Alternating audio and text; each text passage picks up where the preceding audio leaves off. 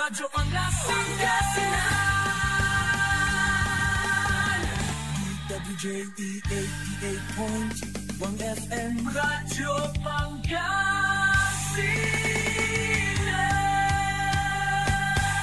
Paborito. Ang susunod na programa ay rated GP. GP? Ano yun? Garantisadong pampaborito!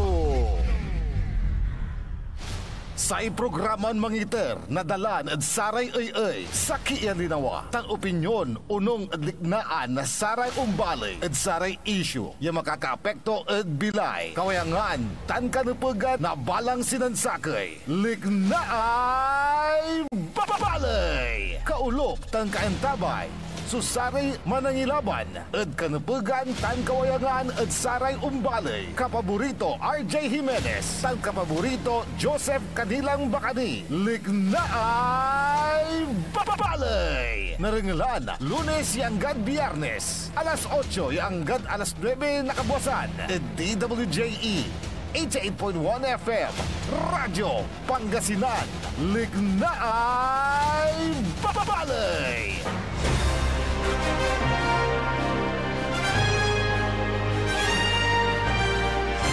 Masantos sana maabig agaw na Biyernes da balang sinansakay.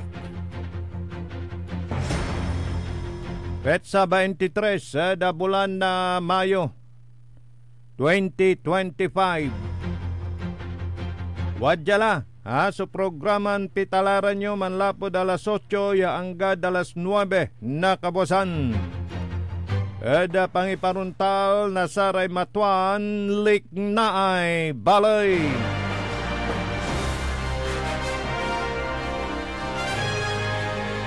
Yan aspeto technical engineer Richard Ulanday. Taray nakalupyod sayan kabasan. Taray kapaborito yo Joseph Kanilang Bakanitan. Siyempre RJ Biray Jimenez at your service always. Wala rin gabayuran ni pasabiran impormasyon, balita, reaksyon, liknaan. Sa ragyon na ipawit, ipasabit pa na maglay na saya na programa tayo. Ada pa na maglay na text line tayo, 0945-183-4352. Karatan sa abrasaan, basta walang personalan, trabaho lang mga kaibigan. Mantrabaho kini si Kiran Opisyalis Eda saray nandoruman balay ang gani eda June 30 so pantrabaho yo. Lola da saramay siyempre imbatikan dala so saray bubumbenandan betang. Eda sarayan kaplesan. Tapiano jaduntan at naiterni sudugan serbisyo tanangga po sa magmaliw ya vacuum tatang tanagagi ka. Gana antala iratay proyekto na yarin gawaan ya serbisyo duko-duko initan sa kaya bulan ni masulok. Mayo 23 nilabat natan hanggang Mayo 31. Tana Hunyo yangga Hunyo 30. Watan kini yaman trabaho ginibabatikan ni rate pwisto yo. Pero jada bimali siyempre formal matlalanti non-resign. Bilang Vice Mayor effective dasama May 16. Si Vice Mayor Simplicio Sami Rosario. Na-resign la sa posisyon bilang Vice Mayor. Kasumpalaan niya saya at aganalunggaring sa maya palabas ya eleksyon. Da pagka-mayor di tana da balay na binmalay tana siyempre sa incumbent Mayor Pet Merera so analunggaring. Kanya na resign mutla tatang tanagagik. Pero para da Sara may watan ni mansisirbi, tuloy po ninyo ang inyong trabaho. Palagi nating example dito. Si Lingayen Mayor Leopoldo Nalupa Batawil na after election tapos na yung 45 days na kanyang panunungkulan. 45 days na pangangampanya dahil tumakbo naman itong congressman sa segundo distrito. Pero hindi nga pinalad. Pero malugod niyang tinanggap yung kanyang pagkatalo.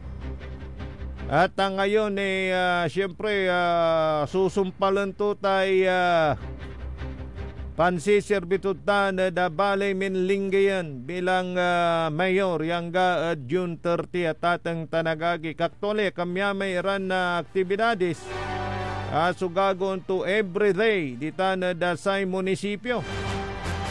Watan lamat karuman tan talagan no anturaman so unfinished business aratan sususumpalan tatang tanagagi. Apigan labatlan na lapo Iloilo pian na awat ng lamot sa kaya kagalangan ya gamuran na say Balay na Lingayen together. Nasaya municipal accountant at kay batudtan ya 5 Iloilo. Saya municipal accountant ya si Sir Gumapos, Nelson Gumapos. Congratulations.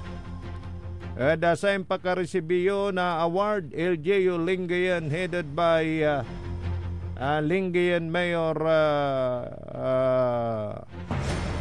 Leopoldo Nalupa Batawil. So tuloy-tuloy so pansisirbito tananggapoy sasaun tunagaw. Piano jaduntan at naiter so sa serbisyo yasatan at sikatutan so sinumpaan tun gawaan bilang mayor midtan na Balay na Lingayen. By the way, karuman at tawayan lamot nasaray kabaluyan dita na Lingayen at panamaglay na samay Kadiwe Store. Na presidente BBM so samay 20 pesos ya kilo na bulas. Pero sa tunot kwakabatan. Natanya kabosang kulabat kabatan wala manayatan ay 20 pesos. Pero siyempre palugar tila dasara may talagan mangkaukulan. Kamot makasaliw na bulto-bulto antan walay limit naman. Pero siyempre tawayan datay 20 pesos ya kilo na bulas. Partner, good morning. Good morning, partner. Good morning at saray. Dumarungal tan mga tabayad sa katayo dyan Radyo Pangasinan. At 20 pesos. Bali-bali ti babagam. 20 pesos. Diyan bimaling kapon eh. Kapon eh. Siguro i-organize mo lang ng Mayor Pedro Merera. Pianjarontan at pinabangan mat na sari. Pero sa kwandak yun, medyo tamla. 20 pesos. Sana naman yung Class A. Pero alam mo na, NFA. Ba't sinasabi nilang NFA, parang yung may, di ba? May parang yung comparison lang sa mga... NFA kasi araman-iramay old stock. Old stock. Pero siyempre, old stock, di aliling to, medyo tamlatan. Dapat sana, hindi na nagiging old stock kasi lahat naman ng pagkain merong expiration date lahat yan eh. Tatabang mutla siyempre dumalay may kalidad tumat. Correct. Kanyan kasi actually say bali-balin iluto kwanda may kapan harvest kapang kiskis may medyo malagkit pa ang may texture niya. Yes, texture kaltod sa may balat to. Yes. May anong tawag doon? Di ba? Di ba? Pero at least may nabili yung ating mga kababayan na 20 pesos per kilo yabulas. Yes, at least kahit at paano. Least, at natupad yung pangako. na 20 pesos per kilo. Kaya lang siyempre sana lang. Yung talagang bigas naman, 'di ba? Yung nabibili natin, commercial rice ika nga. Yes. Ay nako. At sana sa pamilihan. Alam mo, bibili ba ko diyan kung talagang sa pamilihan. Yan din ang pangarap natin, kapaborito. Yung makakita tayo ng mga karatula ba yun? May papanag-panag daya presibulas. Yes. Ya walay 20 pesos per kilo. Ya tanot walang limit. Ibig kong sabihin hanggang siya pa makasaliw. Oo. Yes. Di ba? Sana nga matupad yan, kapaborito RJ. And actually, kano man at sa may sa kaya programa Agawad Malacanang, formal na pong prinisenta rin ni Pangulong BBM. May DepNed. Bago nga yun pinakinggan ko nga kahapon. Yes. Nung naka-live. Oo. Pinakinggan ko. Ako rin. At nakinig ako dun. Sa sinabi ni Pangulong BBM, napakaganda ng layunin ng DepNed. Yes, DepNed. DepNed. Department of National Economic Development Authority. Yes. Kasi itong departamento na to, ang main trust niya is i-monitor at siguraduhin na lahat ng mga proyekto ng gobyerno ay mabilis na matapos. At maayos. Hindi lang mabilis, kundi maayos na matapos. Sabi ko nga nung pinapakinggan ko, pwede bang i-monitor din yung mga porsyentuhan? Di ba? Yung binuwag ni Mayor Magalong, di ba? Baka ko yun baka sa pamamagitan ng departamento niyan, kapaborito RJ, diba? I-monitor natin yon. Yung ang matitira na lang 35 pesos pag piso, 35 centavos dahil sa marami ng nakaltas at tubo pa ng kontraktor, tapos pina-subcontract pa. Nako, anong mangyayari? Di wala na. Oo. Sana nga. Sana. Sa bagong Actually, Pilipinas. Kapaborito RJ, gusto nating iparinig ngayon sa ating mga kababayan yung naging talumpati ni Pangulong BBM patungkol dyan para mas lalo pa nilang maintindihan yung function ng newly created na departamentong yan.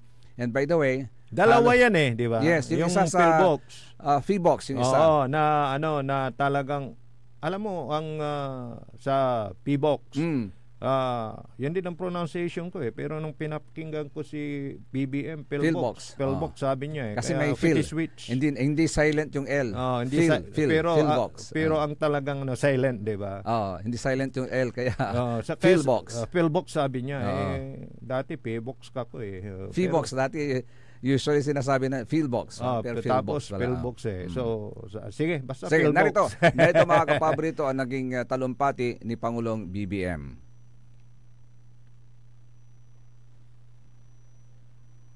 Yan. Habang iniintay natin. Ayaw pumasok. Papasukin natin. Tapos nagbiro pa siya di ba nung binati niya yung kanyang mga cabinet. Yung mga cabinet members meron pa ba? Kasi di ba hiniling niya na mag-submit ng courtesy resignation. Yes, for him to study, di ba? Yung kanilang mga performance. Siyempre pag non-performing, anong ginagawa mo diyan? Di ba? Umalis ka diyan, sayang yung binabayad sa iyo ng taong bayan, di ba? Pero kung okay naman, ba't kaalisin? Sino yung una na nag-sumite ng kanyang resignation? Ang pinakaunang DILG ba? DILG? Si DILG, Secretary Remulla. Wala ba? Mamaya okay. siguro. Sige, mamaya. Balikan natin yan mamaya. Dahil maganda yun. Pinakinggan ko din Oo. Yung kanyang talumpate, medyo nababakil no Tagalog nito medyo wala reg to naputak ya salitaan. Pero sa kabuuan naman, pagka yung pinapakinggan natin magiging makatotohanan yun. Kasi yung implementasyon diyan Oo. 'Di ba? Yes. Alam mo sa presidente naman, in fairness sa mga bumabati ko sa kanya, maganda yung kanyang mga gustong gawin. Actually, 'di ba? Kaya lang kung hindi mo makontrol yung inyong mga tao, yung mga yan ang rason ngayon, kapaborito RJ, kung bakit he asked for the courtesy resignations lahat ng mga cabinet members. And by the way, the President is here in Pangasinan. Nandito ba? Andito siya ngayon. Good morning, Mr. President. Nakikinig. Yes, para sa mga inaugurations ng iba't ibang proyekto dito sa ating lalawigan ng Pangasinan. One is sa Alaminos, and the other one na project na pangungunahan niya. Ano yung sa Alaminos? Aquaculture, something aquaculture, Oo. Tapos dito sa may Binloc, Provincial Region 1. Region 1. Oo. Doon sa cancer treatment hospital. Oo. Yun. So, welcome to Pangasinan, yes, Mr. President. Saka working president naman si PBBM. Palagi yan na pumupunta sa mga iba't ibang probinsya, dako ng ating bansang Pilipinas. And hopefully, Kapabritor Jay, hopefully ay makita natin yung bagong setup ng kanyang kabinete at tingnan natin kung sino yung re-retain at hopefully for the next 3 years they will be working hard. May sinibak din na sa PCOO. Meron din? Oo.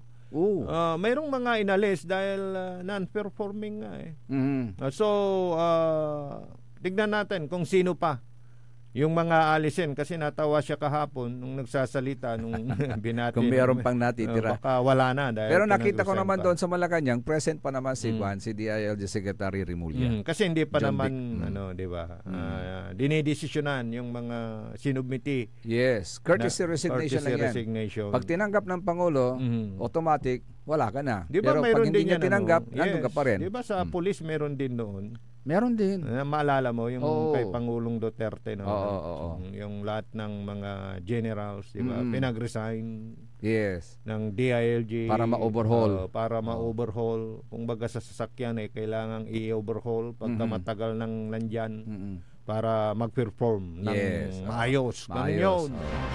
So, babalikan natin yan mamaya. Gusto ko yun. Para maiparinig natin sa ating mga kababayan.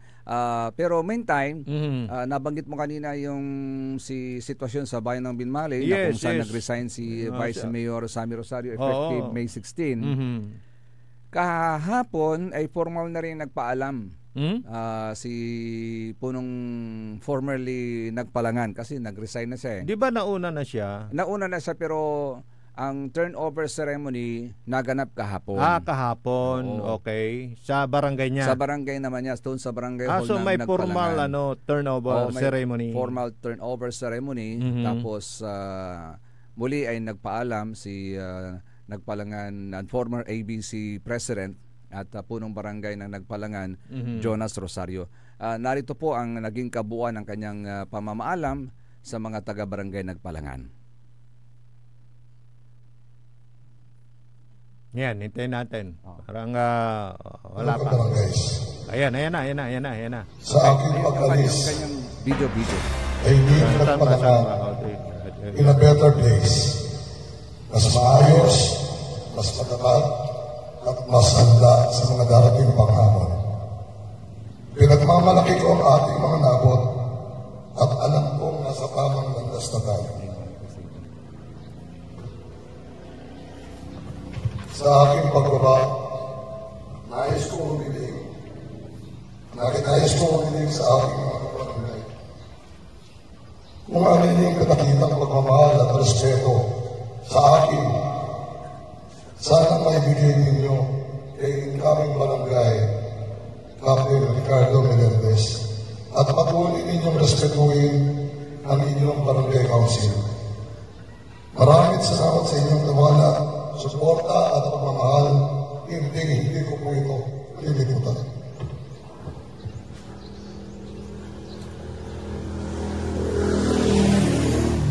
Hindi ko sana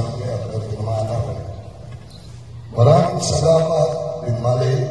Maraming salamat, Nagpalangan. You will always be my thoughts and heart. I will continue to pray for all of you and support you every way I can. Kahit wala na ako sa pwesto. Ako po ang inyong punong barangay, Jonas Service Rosario. Ngayon ay nagpapaalam na. Sa inyo, with masasalamat, respeto at pagmamahal. Maraming salamat po sa inyo. Okay, kapaborito Joseph, medyo masentimento, may Impampataner na medyo madamdamin. Madamdamin. Hindi niya napigilan yung kanyang damdamin na may liknaan. Kanyan na medyo hanggang siya pamat, mampataner ka, it's a pamilyam, sige pa. Ayon. Diba? Kasi itong inturing tuta niya, pamilya. Si Katoy ama na sa kaya barangay nagpalangan. At talagang masakit sa dibdib. Siyempre sa kini kapaborito RJ, lapod si Katulanti sa pili, o man so tiwala na sa retutud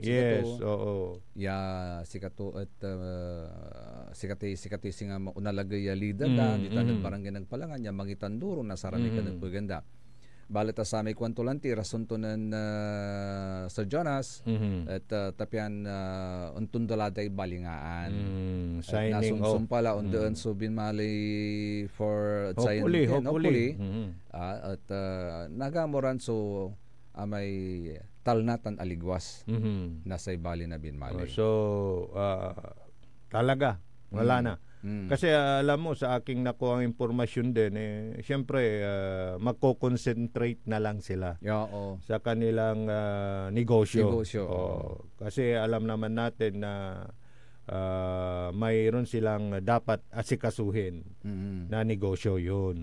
Kaya wala nang Rosario sa Binmalay. Wala na. Anyway, siguro thankful naman ang Binmalay for their service. And alam naman natin, for 15 years. 3 years kamo na Vice Mayor. Yes. Actually, hindi lang 15 years as mayor siguro. Kasi nagkonsehal pa yan yes. Yung unang sabak niya sa politika. 18 years. Almost 21 years. Yes, si Vice Mayor Sammy is number 1 agad na konselor diyan sa Binmalay. Talagang natutukan mo rin siya, ha? Tapos after that, lumaban siya na mayor pero hindi pinalad. Okay. Tapos nung bumalik, na lumaban uling mayor, doon na pinalad. Hanggang sa 6 years na nanilbihan at natalo sa kanyang pang last term. Pero bumalik uli, nakabalik hanggang natapos niya yung 9 na taon na termino. Yun. So, yun ang buhay niya dyan sa Binmalay, pero at least naibigay din niya yung serbisyong agad maasahan. Yun sa mga, hindi naman may kakatuwa ka pa, Brito RJ, yung mga achievements niya sa bayan ng Binmalay. Of course, nandyan yung pinatayo niyang evacuation center ngayon na nagsisilbing civic center din ngayon ng bayan ng Binmalay. Ay, ganda yun. Fully air-conditioned yun. At first class din yun. May mga kwarto po doon kasi evacuation center nga po yun. So multi-purpose, parang multi-purpose building po yun. Ibig sabihin ng multi-purpose, marami siyang pwedeng paggamitan. Yes. Okay. Dagdag mo pa yung public market ninyo dyan. Tsaka yung isa air katabi condition. Makakakita ka ng public market niya dyan Pangasinan, Ineng. May Ineng, may talagang bali-bali. Bali-bali, dyan sa bayan ng Binmalay. Isan may sakin, may pinagka-auditorium danin saman. Abay to may evacuation center. Plus of course ay beautification na bali na Binmalay. Yes. And amay from nalilingon 3rd class yata. From 3rd class municipality or 4th class municipality ay naging 1st class municipality ang bayan ng Binmalay. Ilang taon na si Mayor Sam, Vice Mayor? 76 na ata 76 yata so yes, siguro yun yung may nakausap tayo minsan na di ba si Mayor Paul? Di ba? Siguro hindi na rin nanalo para maasikaso na rin yung kanyang private life. Kasi mula nung maging sundalo yan, di ba? Maging pulis. After that, naging inialay na niyang buhay niya sa so parang diretso na. Sa bansa sabi natin. Nga niya siguro ito na rin yung kaloob ng Panginoon, di ba? Sa pamilya naman. Siguro ganun din kay Mayor Sam, pero sa tunot nga na nauna na si Madam. Pero siyempre asikasuhin na rin yung kanyang pamilya. At least may time pa. Yes. Okay. So it's time for Mayor Pit Mirera to shine at mag-iwan din ng kanyang legacy sa kanyang second term ngayon as mayor of Binmaley. Yun. Okay, mamaya babalikan natin kapaborito Joseph yung yung si Pangulong BBM. Gusto ko 'yun. Yes, balikan natin. Yung kanyang ginanap na meeting sa kanyang mga cabinet. By the way, hanggang June na rin si Marbel. June 7 ata yung kanyang extension. Yes. Finally. At wala na extension? Yung idol mo isa sa mga nabanggit Oo nga, nabanggit nga siya si IDG General T. General T. Isa sa mga nabanggit. Doon sa mga 5 ata na mga pagpipilian na susunod kay Marbel. Maging dito sa Pangasinan, di ba? Meron atang balita ko may ipapalit na kay Police Provincial Director. Sandali lang siya. Yes. Okay, mamaya babalikan natin ang mga balitang yan at iba pang mga serbisyo publiko. Magbabalik po kami pagkalipas ng ilang malagang paalala. Puta-putang Iren Balita. Araw-araw na tayo po'y nasa Senado. Araw-araw po kaming magtatrabaho para sa kapakanan ng inyong mga anak. Ang puta-putang Iren Sunata. All I dream of is your eyes. Son, ang puta-putang Iren Impormasyon. Aya, sa DWJE 88.1 FM, Radyo Pangasinan. Paborito. Wanna escape the hustle and bustle of city life? Look no further than the River Palm Hotel and Resort, your premier destination for affordable luxury in Pangasinan. Nestled in the heart of Barangay Banyaga, Bugalyon, our hotel is surrounded by the breathtaking beauty of the Agno River. Our haven for comfort embodies the essence of Southeast Asian hospitality. Whether you're seeking a romantic getaway, a family vacation, or just a peaceful retreat, the River Palm Hotel and Resort is the perfect choice. So what are you waiting for? Book a tranquil experience where unforgettable memories are waiting to be made. For reservations and more information, visit our Facebook page, River Palm Hotel and Resort. Your home by the river awaits you. Isang paalala mula sa Sinpelco. Ang flying connection o pagbibigay serbisyo ng kuryente sa kapitbahay na walang pahintulot ang Sinpelco ay isa sa mga ipinagbabawal sa ilalim ng Republic Act 7832. Ito ay isang krimen na maaaring makulong at magmulta ang napatunayang tumatangkilik dito. Kung kayo po ay may nalalaman ukol sa nasabing illegal na gawain, maaaring ipagbigay alam ito sa tanggapan ng Sinpelco.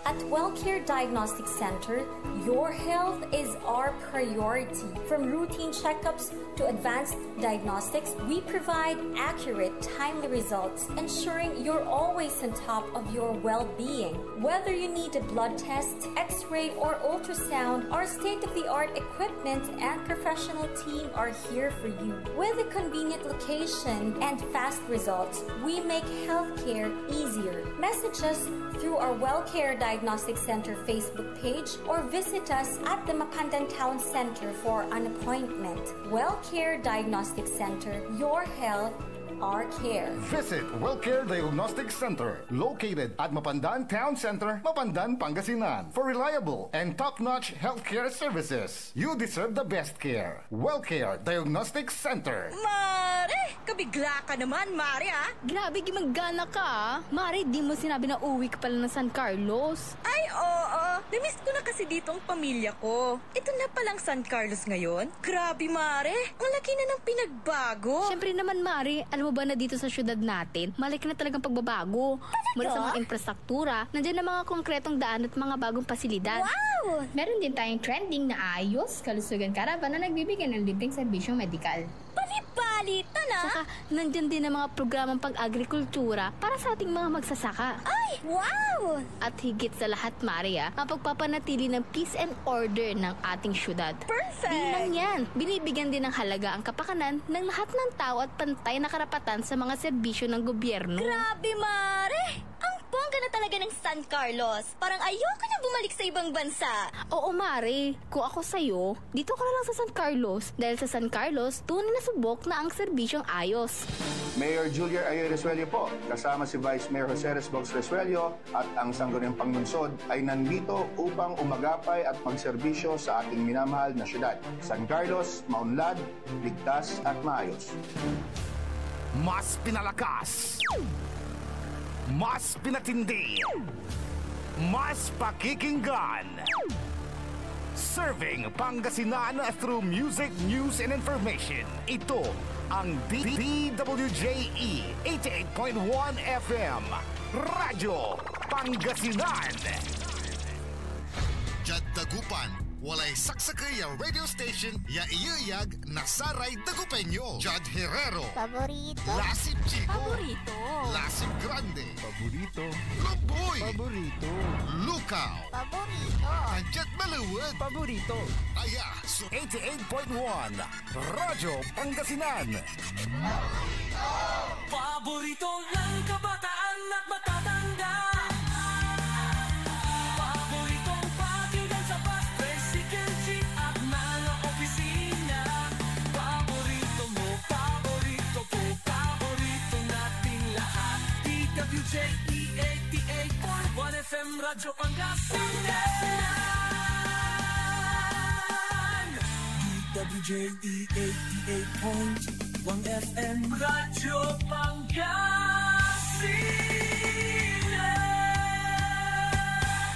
Paborito.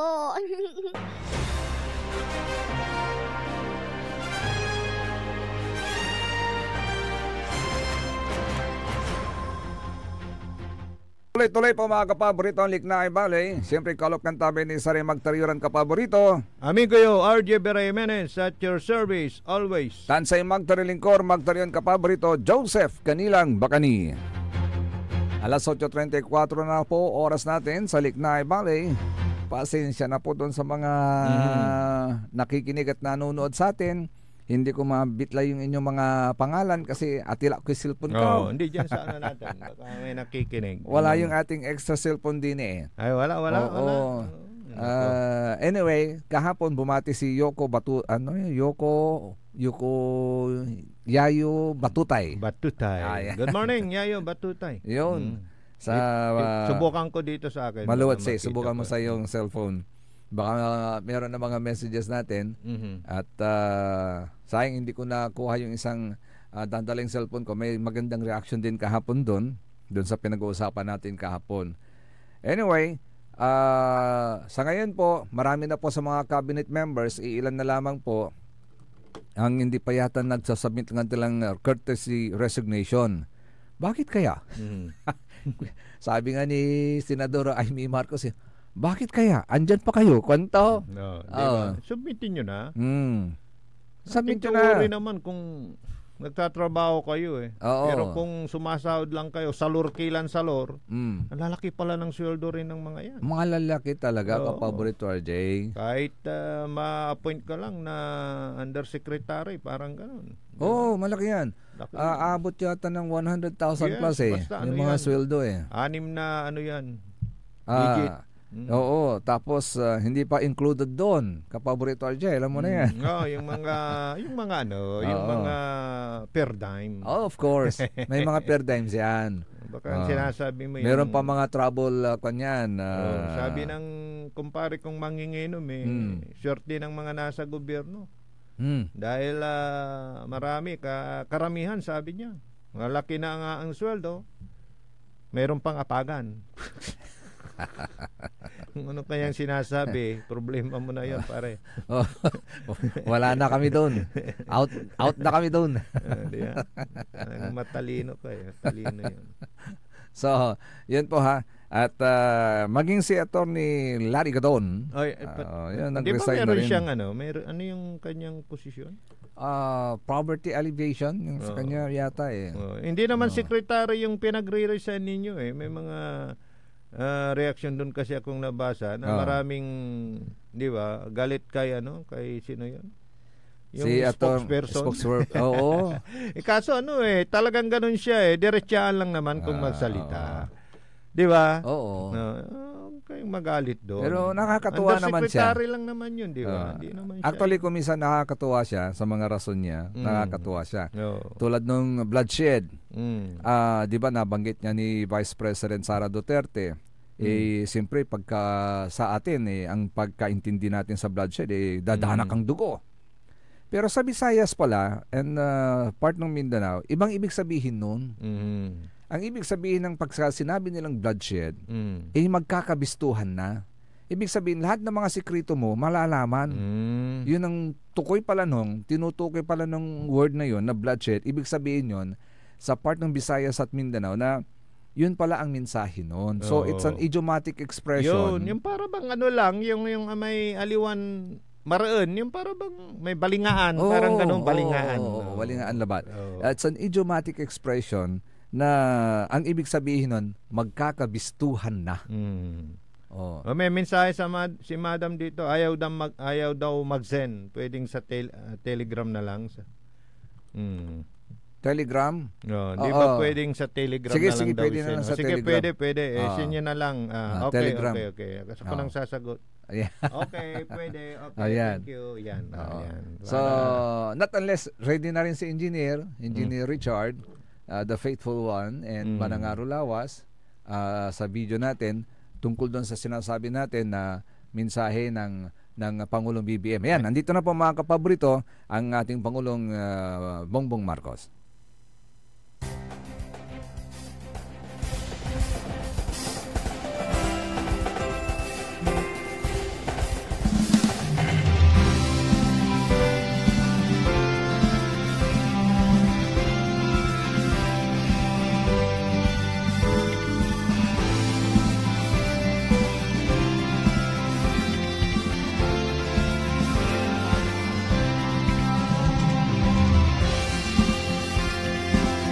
So yun po, ina-award po ni Pangulong BBM yung charter nung sa PBOX, kasi bagong kumpanya, may bagong batas na patungkol sa operation nila. Ito na po yung mensahe ni Pangulong BBM. Marami ang nagtatanong, bakit pa ba natin kailangan yung DepDep? Sa mga nakaraang taon, nakita natin maraming mahuhusay na plano ang nananatiling plano na lamang. May mga proyektong inaprubahan, ngunit hindi lahat ay kaagad nating naisasagawa. Magiging katuwang natin ng DepDep sa pagtiyak sa paggamit ng ating pondo na ipapatupad ang programa ng WASTO at naghahatid ng pakinabang sa mamamayan. Titiyakin natin na ang DepDep na pagka may ipinangakong tulay, paaralan, health center, mga kalsada ay matatapos sa tinakdang panahon at magagamit ng sambayanan. Amon ko sa gabinete at mga pinuno ng ahensya, siguruhin matatapos ang mga proyekto ng ayon sa schedule at sa budget. Hindi na tayo papayag na may masyadong cost overrun. Meron mga time extension, wala namang makatwiran dahilan, and no to non-performing projects. Kaya pinapalakas natin ang paghahanda laban sa sakuna at itinaguyod ang kaligtasan ng mga mamamayan sa pamamagitan ng PhilBox Modernization Act. Sa ilalim ng PhilBox Modernization Act, mas mapapabilis ang paghahatid ng sapat at napapanahong impormasyon na makakatulong sa ating pagharap sa kalamidad. Magpapatayo ang PhilBox ng bagong laboratorio, Centralized Data Center, Learning Hub. Palalawakin natin ang monitoring network at pag-iigtingin din ang pagmamatyag sa mga aktibong bulkan sa buong bansa. Ang hamon ko sa DOST at PhilBox, panatilihin niyo ang mataas na kalidad ng inyong serbisyo, ang profesionalismo, ang pagmamahal sa bansang Pilipinas, sa inyong mga kawani. Hindi magiging ganap ang dalawang batas na ito kung hindi dahil sa pagkakaisa at pagtutulungan ng lehislatura at ehekutibo. Patunay lamang na kapag kapakanan ng taong bayan ang inuuna, mas mabilis natin makakamit ang inaasam nating resulta. Sama-sama po tayo magtulungan upang maitatag ang isang bagong Pilipinas na mapayapa, makatarungan, at may malasakit para sa lahat.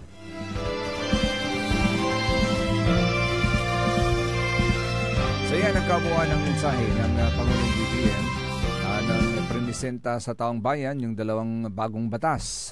One is creating yung DepEd at saka yung pagpapalago pa lalo ng kakayahan ng PhilBox na mapangalagaan ang ating bansa laban sa mga natural disasters. Mabata-batar. Mabalbalikas. Kaya dapat sana talagang tutukan. Yung mga non-performing at performing na mga head ng iba't ibang ahensya. Kasi sa pamamagitan nun, di ba, nakalmuntampo, liraramay, bulok, yakamatis, di ba? Ibig kong sabihin, di ba, siyempre pagka ginawa mo yun, yung mga iba ay matatakot. Yes. Binibigyan pala ako ng grado. Di ba? Na gawin ko yung trabaho ko ng tama, ng mabilis, di ba? Oo. Na naaayon sa pangangailangan ng taong bayan para at least mananatili ako dito. Yun ang dapat doon. Kasi ito bato-bato sa langit, tama ay wag magagalit. Marami kasi yung parang pag napunta sila sa posisyon, eto na. Gold na, ginto na. Parang ibig sabihin, yayaman na ako. Parang gano'n. Yun yung sinasabi nating mapagsamantala. Di ba? Na kunwari, gumagawa ng mga proyekto, pero ang inuuna, bulsa. Sana nga maiwasan natin yan. Maiwasan yun. Kaya yung ganda yung sinabi niya. Lalong-lalo na sa DepEd. Na ibigay. Yung agad-agad yung pangangailangan. Kasi kita mo, Kapaborito RJ, yung experience natin, kapag may mga government projects, lalong-lalo na sa mga daan, tulay, it takes time bago matapos. Nakikita na natin, maganda yung purpose, maganda yung magiging epekto nito sa transportation, pero ang tagal. Saka ang tagal matapos. Alam mo kung bakit? Alisin na rin kasi nga, kailangan umpisa niyan. So kailangan may phase 1. Tapos phase 2. Phase 2, phase 3, phase 4 hanggang phase 1 na lang. Hanggang wala na. Wala magiging yung white elephant, apis out na. Tapos bago na yung yung nakaupo. Hindi na itutuloy. Yun. Wala anong mangyayari doon? Sayang yung pundo ng madlang people. At sana mayroong promotekta doon sa mga pinapatayo din. Na pag nandyan na yan, hanap ka na lang ng iba na mapagpapatuyan, wag gibain. Parang ganun ba? Kasi pera ng madlang people. Yung ginastos po dyan, para naman mabigyan ng katwiran yung mga halaga yung mga nagbabayad ng mga napakalaking buwis, di ba? I think napansin na yan ni PBBM noong maupo siya as Pangulo. Kaya siguro tinulak niya yung pagkakapasa nitong DepEd, yung NEDA, kasi na magiging sa ng ganap na departamento. Nakita niya na may mga projects na kapag naabutan ng bagong administrasyon, anong tawag nito? Nakatingga na yun. Hindi na mapapansin, hindi na mapupundahan, hindi na matatapos. So sayang yung resources ng gobyerno. Imagine yung napunduan na hindi mo tutuloy. Sayang din yun. Pera ng taong bayan pa rin yun. So nasasayangan siya sa mga proyektong ganon na hindi napapakinabangan ng taong bayan. Which is also our observation, Kapaborito RJ. Sana nga ito, dalangin natin. At sana mangyari na talagang magiging parang independent na ahensya na talagang titingin at walang may agami kumplutan. Agami kunayb. Yes. Doon sa mga ibang ahensya na kailangan niyang tutukan. Para, di ba? Baka mamaya ito hindi ko sinasabi pero baka wag sana may iwasan. Na baka dagdag bigyan ng porsyento yan.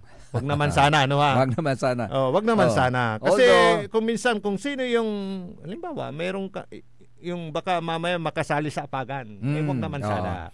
Wag naman sana. Although sa ngayon, may mga nakikita tayong mga positive na action, Kapaborito RJ.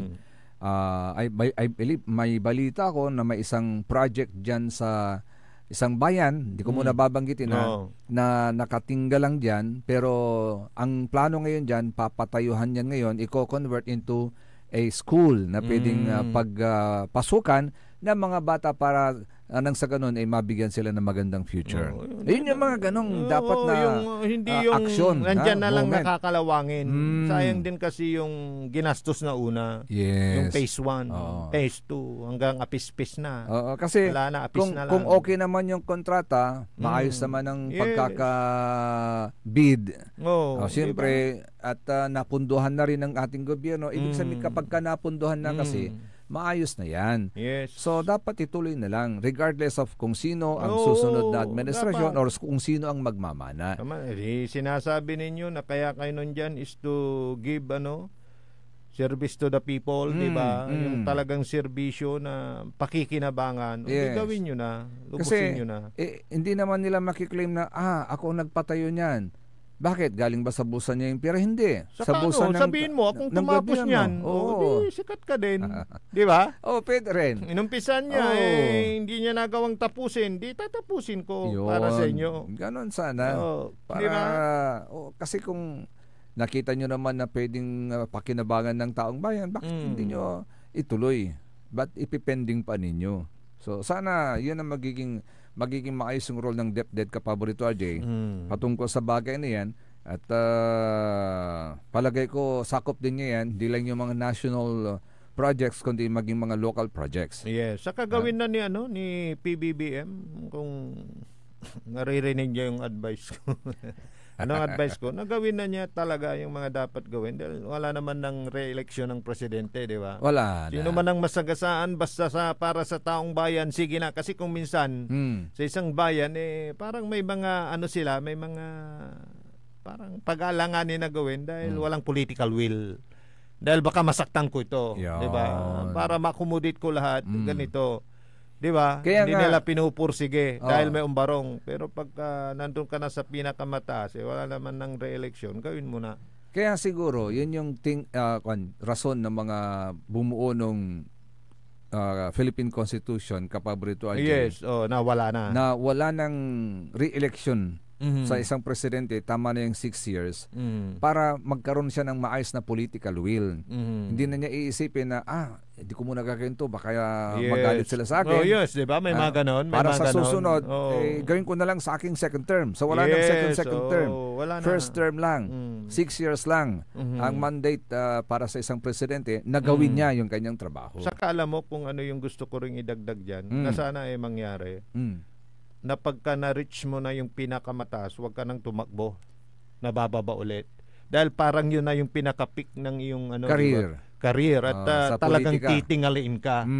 Biruin mo, nandun ka na sa pinakatuktok tapos magiging ka na naman.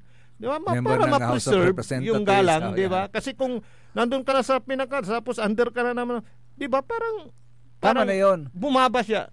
Agree ka sa sinasabi. Agree ako sa sinasabi diba? mo. Parang nandun, halimbawa, parang may, sa pagtatapos, nagtapos ka na ng abogasiya, kukuha pa ka ulit ng vocational, parang gano'n, yung nandun ka na. Ay, socialist. Nakuha mo na yung pinakamataas Kumbaga sa pulis. Tulad ni naging general ka na, iba't mabababa ka sa Tulad ni, mabanggit lang natin, Kapaborito RJ, tulad ni former Lady President Cory Aquino. After her state, wala na. Naging Ramos, private citizen, dating Presidente Fidel Ramos. Ang dami di ba? Si Erap din, ganun din. Hindi, naging mayor din. Bumalik ata. Bumalik sa mayor ulit. Pero parang kumandidato. Pero hindi na nanalo. So, dalawa na lang. Si Pinoy. Yung mga previous. Si Pinoy. Magsaysay. Yung mga previous din. Mga ganun. After that, wala na Nag-umpisa lang yan. Huwag kayong magalit Pero totoo lang. Si nung bumalik as congresswoman, congressman, si GM, di ba? Di ba? Hanggang sa si Lini naman naging mayor ulit ngayon, pero vice president pa naman. Vice president naman nandun na yung pinaka-peak. Para hindi nila sabihin na di ba? Di ba? Parang nakuha mo na yung pinakamataas na rangko. Tapos bababa pa ulit. Parang ibig sabihin bakit hindi mo na lang ibigay yung pagkakataon sa iba? Di ba? Tapos yung galang nandun ka. Nandun ka sa pinakamataas. Of course. Nandun na. Parang sa pulis din na general ka na, nag-retiro ka na, dun ka na. Dun ka na. Parang ganon. Ay, so sila. So sige. So maganda yung hangarin ni Presidente PBBM. Sana yung mga tinatalaga niya isumunod. Di ba? Sana. At sana sa Feebox magampanan din nila yung kaniyang katungkulan kapaborito, Jay. Lalong-lalo na alam mo, may nabasa kong artikulo na may isang Japanese national na may kakayahan din siyang makita yung future. Yung hinaharap. Visionary yung din. Baldwin. Oo. At ang sinasabi niya, may isang lugar sa kanilang bansa sa Japan. Na sa ilalim ng dagat, mukhang magkakaroon ng activity doon na mag-create ng mataas na alon. So it could be a tidal wave, tsunami, or what. Pero wag naman sana kasi malapit tayo sa Japan, kapaborito Jay. Alam niyo yung Japan. Ang tinutukoy niyang lugar is yung lugar between Japan and Philippines. Ay nako, kasi pag titignan mo sa mapa, talagang tubig yan, napalibutan ng tubig yung Japan. Oo. Parehas din natin sa Pilipinas, kaya lang tayo hiwa-hiwalay yung mga isla. Oo. Pero sa kanila buo. Buo yung Japan na napalibutan ng tubig. Tapos next to that is parang malapit sa atin, Taiwan din, ganun din, di ba? Pero yung Pilipinas, Pandukoy, Pigaran, Luzon, Visayas, Mindanao, parang ganun. Nahati-hati into islands. Island dito, isla. At isa sa mga pinangangambahan nga natin kapaborito, Ajay, yung sinasabi ng Feebox na the big one. Oo, yun nga eh. Kaya nga inisip ko, ang petsa na binabanggit niya is July 2025. Ay, nako. Sabi ko, baka ito na yung sinasabi rin nilang the big one. Baka itong magiging epekto noon. Yung prediction nung Oo, yung Japanese na yun. Kaya sabi pero ko, sa kanilang bansa yan. Oo, somewhere. Pero di ba? Yun lang yung island kasi na yung lugar na binabanggit niya, it's between Japan and Philippines. Kaya sabi ko, kung mangyayari doon sa lugar na yun, of course, unang maapektuhan ng Japan. Pero tayo kaya sa Pilipinas, hindi rin ba kaya tayo maapektuhan din? Kaya nga yung pagpapaigting ng kakayahan ng Philbox. Hindi sa nananakot tayo, ha? Hindi sa nananakot tayo. Napapanahon lang. At hindi naman natin sinasabi na magkakatotoo. Hindi, kailangan natin talagang isipin na handa tayo palagi sa anumang oras. So, hindi may agtayo, may singa agtay isingan-singan yakwanda. Kailangan nanda tayo. Kailangan pinag-isipan natin yan na bukas na parang handa tayo palagi. Na itarya tayo sarili tayo kasi aminin na natin o hindi, 'di ba? Nandiyan yan ilang years yun yung sinasabi, 400 ata, 200 years ang paggalaw malapit na nga yung taon na yon at yung ang sinasabi mo makikwenta nila kasi yung paggalaw July, parang ganoon. Pero hindi nila mapipredict kung kailan. Sana mapredict din natin kung kailan para mapaghandaan din natin. Yung nga lang yung problema, wala pa tayong instrumento na makakapagsabi. Namomonitor natin ang galaw ng lupa. Nagkakaroon ng every now and then naggumagalaw ang lupa. Namomonitor yan ng machine. Kung gaano kalakas. Pero yung parating pa lang. Pero to tell us kung kailan mangyayari yung sinasabing the big one, walang makakapagsabi. Hindi tulad ng bagyo, nabubuo pa lang alam na nila. Alam na nila kung saan ang tracking niya. Kung mabubuo. Diba? Kung malulusaw. O hindi. Magiging typhoon ito, yun ang mga bagay na kaya ng Feebox natin. Pero sa earthquake, yun ang hindi. So sana ako din magkaroon ng ganyang yung alam ko yung lalabas sa loto bukas. Ay, nako. Magkaroon ka rin ng vision, vision. Pero basta ang sinasabi ko nga, i-prepara mo yung sarili mo. Palagi, di ba? At syempre, magdasal tayo. Let's learn from the doon sa panata ng mga Boy Scouts. Laging handa. Yun. Alam mo, nag-Boy Scout din ako. Pero ngayon parang meron pa ba? Meron pa. Although limited hindi na lang. Parang nun sa tayo. Hindi na parang nung panahon natin na mandatory. Parang mandatory. Bata ka pa, Cub Scout ba yun? Cub Scout. 3-star. Preparatory para sa Boy Scout. Yun. Alam ko yun, duyaw yung yung panyo, di ba? Tapos green na. Parang ganun ba yun? Tapos ang uniform mo na, khaki na. Khaki na. Talagang yung mga panahon natin, Ay nako. So saludo ako sa kay PBBM sa kanyang mga tinuran.